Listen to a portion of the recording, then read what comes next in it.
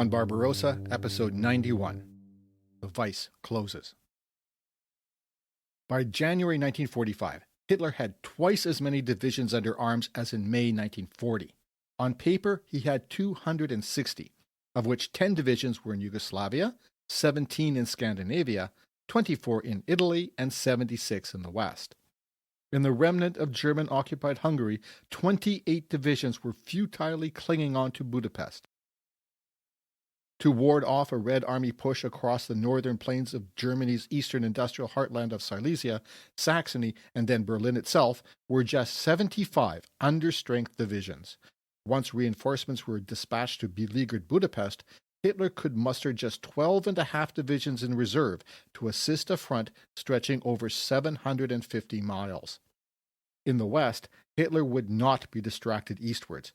Instead, he pressed on with his Ardennes counteroffensive and launched another futile offensive in the northern Alsace.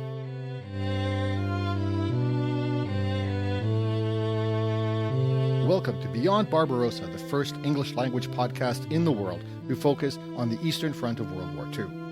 I'm Scott Burry, podcasting from the Redbeard Studio in snowy Ottawa, which is unceded Algonquin and Anishinaabe territory in the free, sovereign, and independent country of Canada.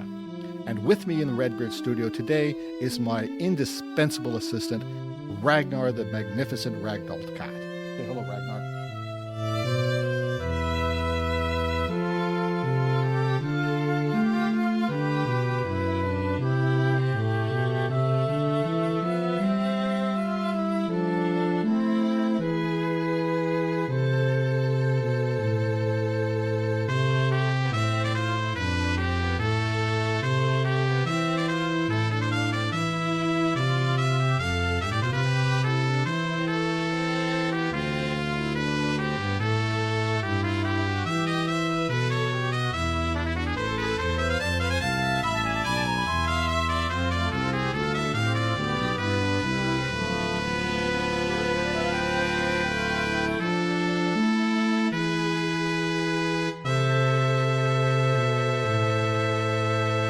This is episode 91 and the first of 2026.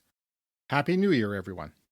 And because Beyond Barbarossa tracks the history of the Eastern Front of the Second World War chronologically with an 81-year delay, that brings Beyond Barbarossa to the beginning of 1945. You and I know it would be the last year of the Second World War. And while many living and fighting in 1945 doubtlessly hoped, felt, and many believed it also would be, no one at the time could be sure. Last episode, number 90, closed 1944 with the Red Army penetrating into Hungary and beginning the siege of Budapest. That would last well into the new year of 1945, and that's what this episode will be all about. Since we're at the beginning of a new year, it's, I think, a good time to sum up the previous, and actually, I'm helped in that by Joseph Stalin himself. See, in November 1944, the Soviet dictator gave a speech to the Communist Party where he described 10 crushing or shattering blows the Red Army had inflicted on the invading Nazi Germany in that year. These were, in chronological order, 1. The liberation of Leningrad on 1st of March. 2. The Dnieper-Carpathian offensive, ending 17 April, driving the Germans out of western Ukraine. 3. The Odessa offensive, including the recapture of Crimea. 4. The Vyborg-Petrozavodsk offensive, ending the continuation war against Finland. Operation Bagration, the liberation of Belarusia, or at least the reconquest by the Soviet Union, taking it from the Germans. 6. The Lvov-Sandomierz offensive, taking the Red Army up to the Polish border and clearing the Germans from the last bit of Ukraine. 7. The Jassy-Kishinev offensive, taking the Red Army into Romania and Bulgaria and resulting in those countries throwing off their Nazi puppet governments and taking the USSR side. The 8th crushing blow, the Baltic offensive from September to November, recapturing Estonia and Latvia and creating the German pockets in Courland and Memel. 9. The Belgrade offensive and the Budapest offensive. Yes, I think that's 2 blows as well, but you can argue the numbering system with Stalin. Not me. It's not my fault. Anyway, number 10 was the Petsamo-Kirkenes offensive in the far north of Finland. Stalin described these or characterized these as great blows, shattering blows, like a hammer hitting the enemy. In 1945, though, I think the better metaphor than a hammer would be that the Allies have Germany in a vice, squeezing its still considerable forces into a smaller and smaller territory. Even though Germany's forces are still immense, as you heard in that opening quote from Anthony Tucker Jones' book, Slaughter on the Eastern Front, Hitler controlled more men under arms in the beginning of 1945 than he did in 1940. But, as Anthony Tucker Jones pointed out, they were all under strength. They lost millions after 6 years of warfare across the face of Europe and North Africa, facing enemies from 5 continents. As you can see from the progressive maps, that's maps 1, A, B, and C on the webpage for this episode, Germany was being progressively squeezed from the west, the south, and most dramatically from the east. So now, as we enter 1945, that vice will continue to close, harder and harder, faster and faster. This episode will look at just how hard and fast 1945 began on the Eastern Front. But before we get into that, let's see what else is happening in the war.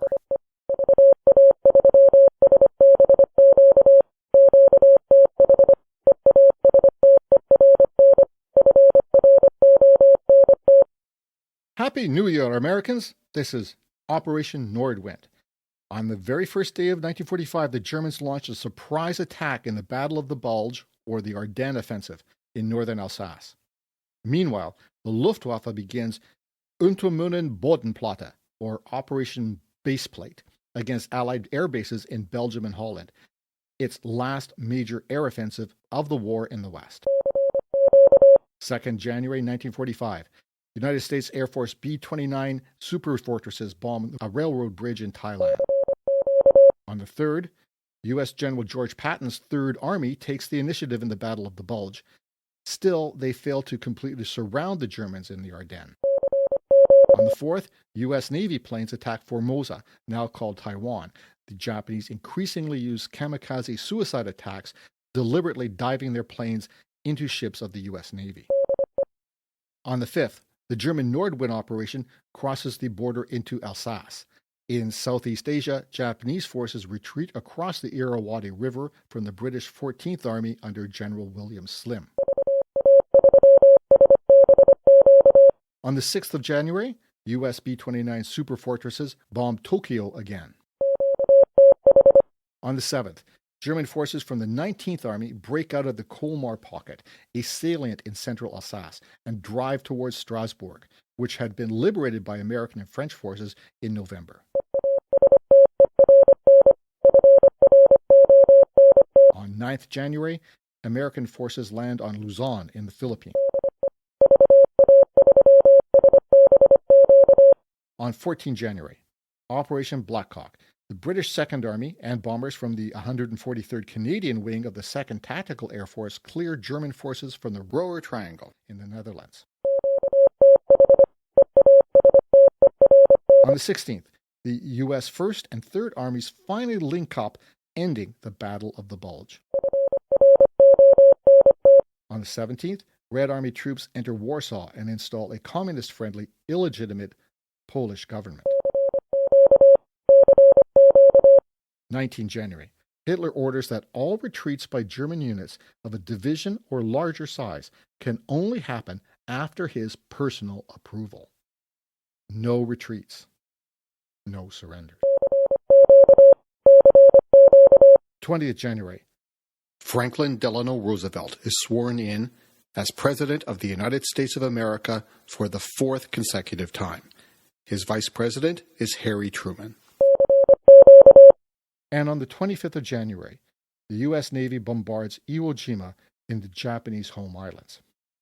And that takes us to the end of January. That's about as far as this episode of the podcast will go.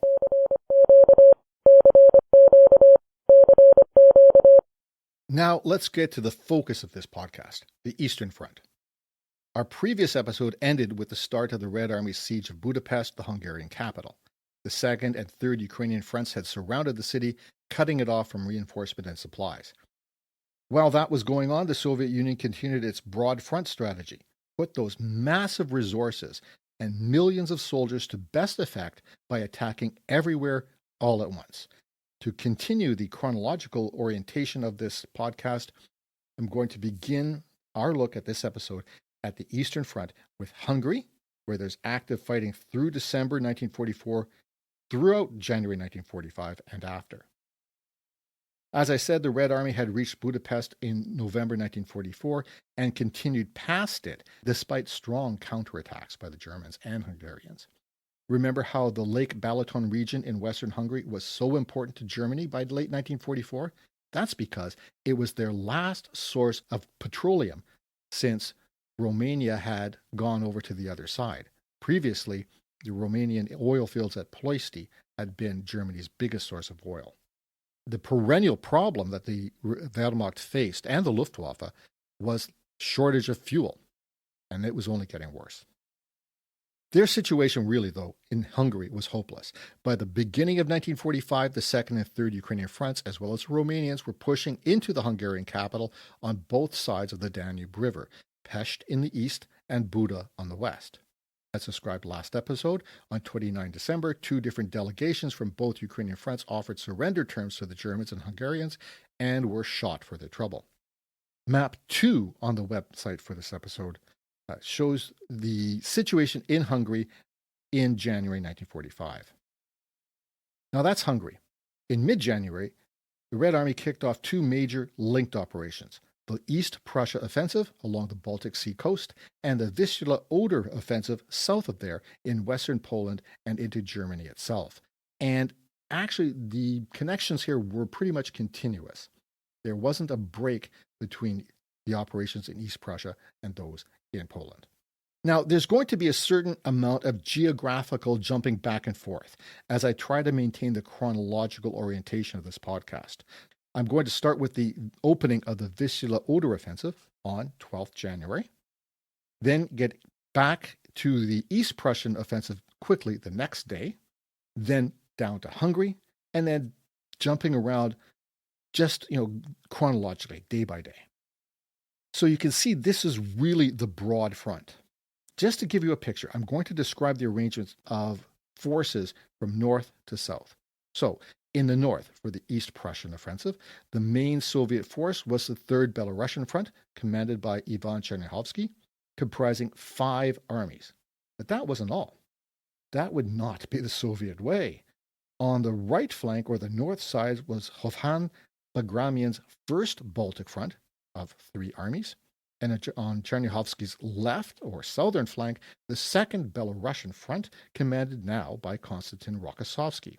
Yes, Konstantin Rokossovsky, our old friend, he had been, until November 1944, the commander of the 1st Belarusian Front, but he was transferred to the 2nd because Stalin wanted Marshal Georgy Zhukov, a Russian, to lead the attack on Berlin. The 2nd Belarusian Front in January 1945 comprised 7 armies with 2 more in reserve. So moving south for the Vistula-Oder offensive in Poland, the Soviet High Command, Stavka, ordered Zhukov, now head of the 1st Belarusian Front, comprising 9 armies plus the 1st Polish Army, also called Berling's Army. If you want to know more about that, that's covered in episode 83. Also participating in the push from the Vistula River to the Oder was the 1st Ukrainian Front under Ivan Konev, 10 armies plus the 1st Guards Cavalry Corps. Meanwhile, the Red Army was continuing to besiege Budapest, so down in Hungary, we have 3 Red Armies from the 2nd and 3rd Ukrainian fronts, plus the Romanian 7th Army Corps. These were the groups that were encircling Budapest by 26 December 1944. More than 1 million Soviet and Romanian soldiers there had trapped 33,000 German soldiers, 37,000 Hungarian troops, and more than 800,000 civilians. In these 3 major simultaneous operations, the Soviet Union was wielding close to 5 million soldiers, plus all the thousands of assault guns, tanks, and planes. The Germans had a fraction of those numbers.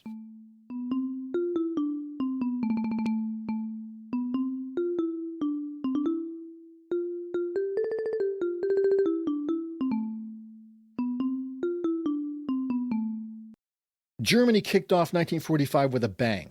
Many, many bangs. On 1st January 1945, not only did the 1st and 19th Armies attack U.S. forces in the Ardennes Forest on the Western Front in Operation Northwind, and the Luftwaffe bomb air bases in Belgium and Holland in Operation Baseplate, the 4th SS Panzer Corps tried a counterattack from northwest of Budapest in an attempt to punch through the siege and relieve the city. It failed. The Stavka, the Soviet High Command, sent 4 more divisions into this area on 3rd January and halted the counterattack. So the Germans tried again with Operation Conrad II on 7 January. The same unit, the 4th SS Panzer Corps, moved from a city 46 kilometers northwest of the capital. Again, it failed. By this point, this is the beginning of January, the Red Army and Wehrmacht soldiers were fighting street by street in Budapest, even in the sewers, as I described last episode. Many historians, and even some of those who were there at the time and who survived, compared the combat in Budapest to Stalingrad. Now let's zip northward a few hundred kilometers. The Vistula-Oder offensive was the first major Red Army operation to begin in 1945. In Poland, the Soviets had massed 2.2 million men between the two fronts, or army groups, Zhukov's 1st Belarusian Front and Konov's 1st Ukrainian Front. 163 divisions, with 4,529 tanks, 2,513 assault guns, 13,763 field artillery pieces, 4,936 anti-tank guns, 2,196 Katyusha rocket launchers, and 5,000 military aircraft. Against them were what was left of Germany's Army Group A, soon to be renamed yet again. They were arrayed along the Vistula River, more or less the front line, in January 1945, which you can see in map 3 on the webpage. The 9th Army was the group around Warsaw. The 4th Panzer Army south of there covered the front from Warsaw down to the point where the San River joins the Vistula near the city of Sandomierz, where the Red Army had a bridgehead on the west side of the river. South of that, the 17th Army. In total, less than 500,000 men against 2.2 million, with 4,100 artillery pieces against 13,000, and 1,150 tanks against 4,500 Soviet tanks, 2,500 assault guns, and 5,000 anti-tank guns. It's an incredible disadvantage. Now, let's get into the offensive itself. And to do that, I'm going to quote from Antony Beevor's book, The Second World War. On 12 January, Konev's massed artillery, with 300 guns per kilometer, opened a shattering bombardment. His 3rd and 4th Guards tank armies, with T-34s and heavy Stalin tanks, advanced out of the Sandomierz bridgehead west of the Oder and headed for Krakow and Breslau on the Oder. Stalin had made clear to Konev that he wanted Silesia captured without heavy destruction to its industry and mines. End quote. Captain Reinhard Müller, commander of the 68th Infantry Division, reported, quote, "I began the operation with an understrength battalion. After the smoke of the Soviet preparation cleared, I had only a platoon of combat-affected soldiers left." End quote. After that initial bombardment, given their overwhelming advantage, the Soviets advanced quickly. They destroyed the 48th Panzer Corps of the 4th Panzer Army and much of the 42nd Corps on the first day. By the 3rd day of the offensive, Konev's 1st Ukrainian Front had penetrated nearly 100 kilometers, or 60 miles from its bridgehead over the Vistula to the Nida River, and were pushing farther west. On the night of 16 January, so 4 days after that bombardment, the 4th Panzer Army's 24th Panzer Corps withdrew from the town of Kielce, about 90 kilometers or 55 miles from Sandomierz. Now, we're going to move farther north again to the East Prussian offensive after this short break.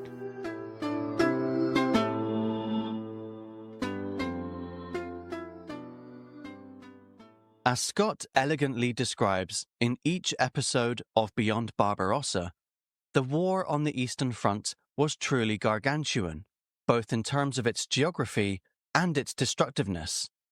But given that there is so much territory to cover, and that so many millions of men were involved in the fighting, it's perhaps inevitable that some battles from the Eastern Front get overlooked. I'm David Sumner, and I'm the host of Europe at War, a weekly podcast exploring lesser-known battles and stories of the Second World War with a particular focus on the Eastern Front. From the drama of thousands of trapped German soldiers and terrified civilians attempting to break out of the Halbe pocket, to the unexpected and blistering counterattack launched by German forces on the Red Army during the Battle of Bautzen, many of the Eastern Front's most dramatic battles, particularly those which happened towards the end of the war, have long been neglected by historians, and their stories have remained untold until now. So to hear these incredible tales from the Eastern Front and more, check out Europe at War, available on all podcast platforms. Thank you. Now let's get back to the show. Hi, Scott here. I hope you're enjoying this episode and that you get a lot out of the whole podcast. Beyond Barbarossa is still, as far as I can tell, the only English language podcast in the world that focuses on the Eastern Front of World War II. If you do like it and you want to help me keep it going, please give it a rating or a review on Apple, Google, Amazon, Podbean, or whatever podcasting platform you listen to it on. That helps let other people know about it. Patreon's another way you can support the podcast, my research, and podcasting expenses. All you have to do is go to patreon.com/beyondbarbarossa and sign up at whatever level of support you choose. Patreon supporters get early, ad-free access to new episodes, as well as exclusive bonus episodes on topics like the Winter War between the USSR and Finland and the pre-Barbarossa invasion of Poland by Nazi Germany and the Soviet Union in 1939. Check it out, won't you? Just go to patreon.com/beyondbarbarossa. Thanks.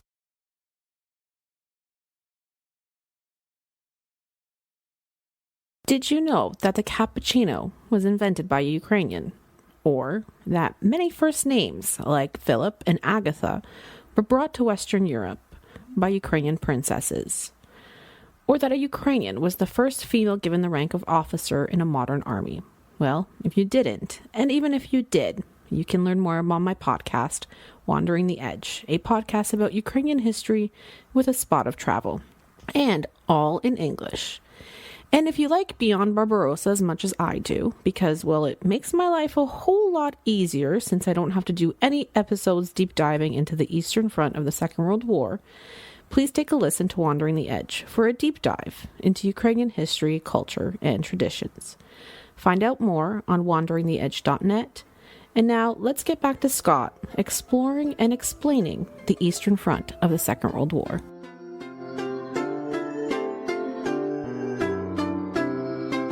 Welcome to part 2 of episode 91 of Beyond Barbarossa. The Vise closes. We're moving on to the East Prussia offensive.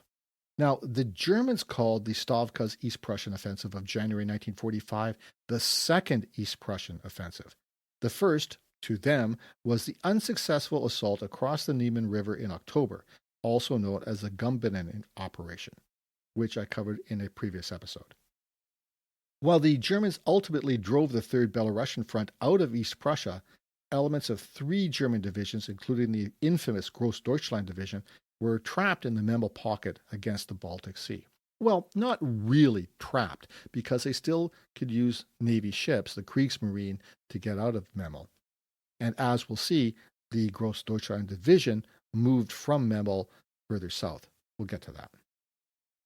In total, the Red Army brought some 15 armies, comprising over 1.6 million soldiers, 3,000 tanks, 25,000 assault guns, and 3,000 aircraft to bear on this operation.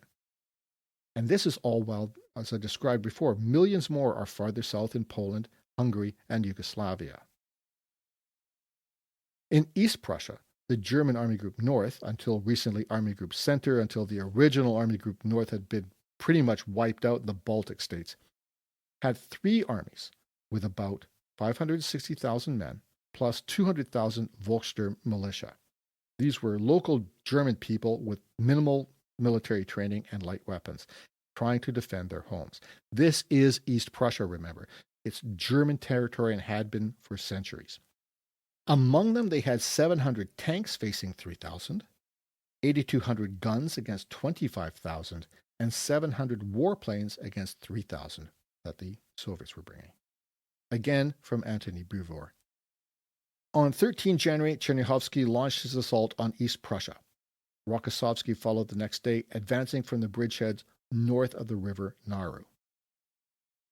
So on 14 January, 2 days after the beginning of the Vistula-Oder offensive, Ivan Chernyakhovsky's 3rd Belarusian Front attacked westward toward Königsberg, capital of East Prussia and now the Russian exclave of Kaliningrad. But even with their 3 or 4 to 1 advantage in men and weapons, the Red armies managed to advance only 1 mile on the first day of their assault, 13 January. Over the next 5 days, they took heavy casualties, advancing another 20 kilometers or 12 miles. Still, they gradually wore down the 3rd Panzer Army, the survivors withdrawing into the fortified city of Königsberg. But let's not get ahead of the story. On 14 January, Rokossovsky's 2nd Belarusian Front attacked across the Naru River in Poland, also taking heavy casualties, but making better progress. On the 20th, Rokossovsky swung his forces northward, aiming for Elbing, now called Elblag, Poland.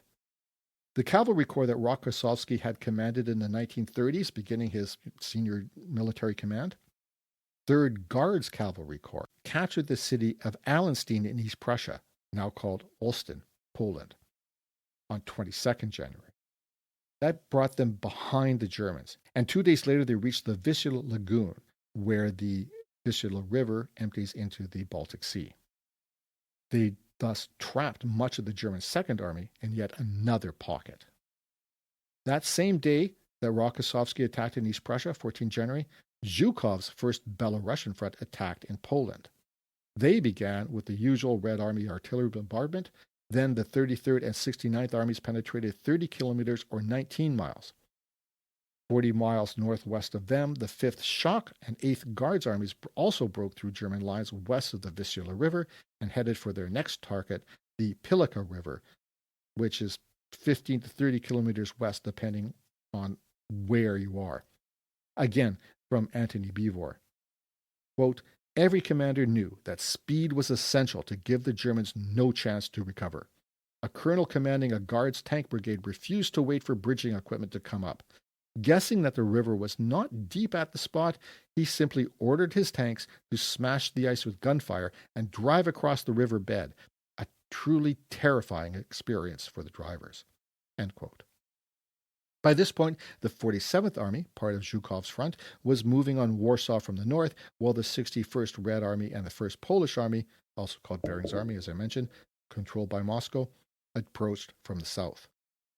German Führer Adolf Hitler was reportedly furious with his army's apparent surrender of valuable territory. He ordered the Grossdeutschland Panzer Corps from East Prussia, remember they had retreated into Königsberg, transfer south to stop Zhukov's advance toward Warsaw.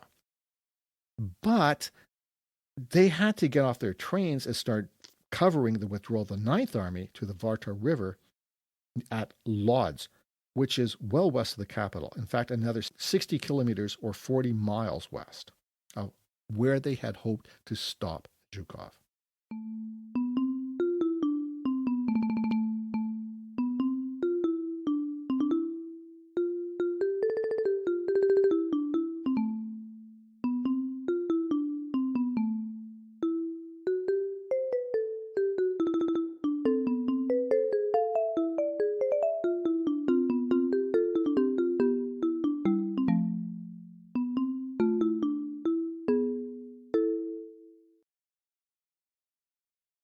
Now, back to Budapest. In Budapest, the Soviets continued to advance slowly, street by street, through January. The Stavka withdrew the Romanian units on 15 January because of inefficiency, whatever that meant. Then on the 17th, Hitler agreed to withdraw troops from Pest, the eastern half of the capital, into the western half, Buda, on the west side of the Danube River. This part of the capital was hillier and thus easier to defend. On the 18th, the Germans blew up the many bridges over the Danube River, including the historic Chain Bridge constructed in 1849. That same day, the 4th SS Panzer Corps tried to break the siege of Budapest a third time. Third time is the charm, right? But because they had failed twice before, they brought in some extra help from the 3rd Panzer Corps, stationed south of Budapest. This group managed to reach the banks of the Danube south of the city, and by 26 January, they were 25 kilometers from the Soviet siege ring. The Red Army then sent 2 corps to counter this counterattack. By the 28th of January, the Germans could not get any closer to Budapest and called off the attack. Inside the city, the defenders asked Hitler's permission to break out and escape west. Hitler refused. Budapest was a Festung, a fortified city, to be held to the last person until every German and every Hungarian was dead. No excuses. By the end of the month, the Germans had to withdraw from most of Hungary, except for Székesfehérvár, a city halfway between Budapest and Lake Balaton. My apologies for my Hungarian pronunciation. This left Budapest without hope of rescue for the Nazis, and in the gentle hands of the Red Army. And all the Germans had left to defend were the high points of Buda, not even all of the western half of the city.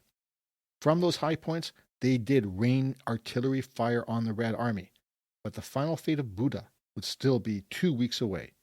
So we'll discuss that next episode. Zipping back to Poland now. On 17 January, the 47th and 61st Red Armies and the 1st Polish Army entered what was left of Warsaw. Remember that the Red Army and the 1st Polish Army had reached the outskirts of the city in August, as the Polish Home Army had risen up in the Warsaw Uprising to drive the occupying Germans out. They, the Home Army, had hoped to re-establish the authority of the legitimate, elected Polish government, then in exile in London, and to secure the aid of the Red Army in pushing the Germans out of Warsaw. But instead of helping, the Soviets sat down outside Warsaw and let the Germans bring in SS reinforcements to crush the Warsaw Rising. The result?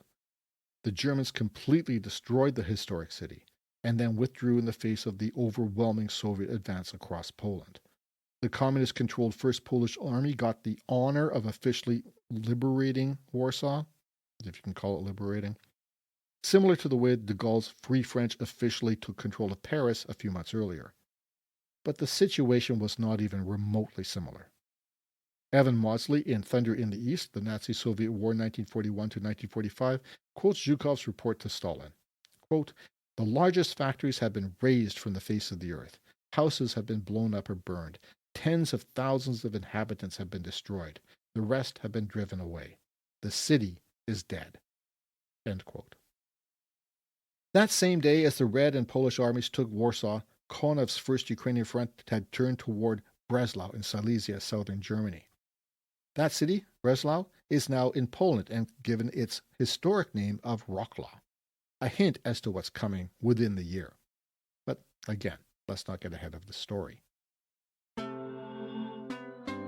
So now we're at 19 January 1945, 81 years to the day, till the next episode of Beyond Barbarossa. That's when we'll pick up the Red Army's spectacular sweep across East Prussia, Poland, and Hungary. Until then, thank you again for listening to Beyond Barbarossa, the first podcast about the Eastern Front of the Second World War. As always, I've put some maps and historical photos on the webpage for this episode. You can find it at beyondbarbarossa.ca or beyondbarbarossa.podbean.com. Click on the title for this episode, The Vise Closes. A special thanks to all who have supported the podcast through Patreon. Shout out to the latest patrons, Robert McKinney, and Kevin Roy Jackson. Also a shout out to the newest members, Mike Kaywood, Nicole Goldman, Georgina Stewart, and Sasha Morzin. It's great to have you aboard. Until all Ukrainian refugees can return home safely, your financial support goes to charities that help Ukrainian refugees. If you have a moment, please leave a rating for Beyond Barbarossa on your preferred podcasting app. And if you have a couple of minutes, a brief review would do a lot to help others who are interested in World War II history find this program. You have a question, a comment, something to add? Did you find an error? I try hard to do good research, but if you have a correction to make, let me know. You can reach me by email at scott@beyondbarbarossa.ca or through the Facebook Beyond Barbarossa page. Original music was composed and recorded by Nicholas Burke. Morse code sound effects by Thane Brown. I'm Scott Burke. Until next time, keep your paddles in the water. Slava Ukraina, Viva le Canada.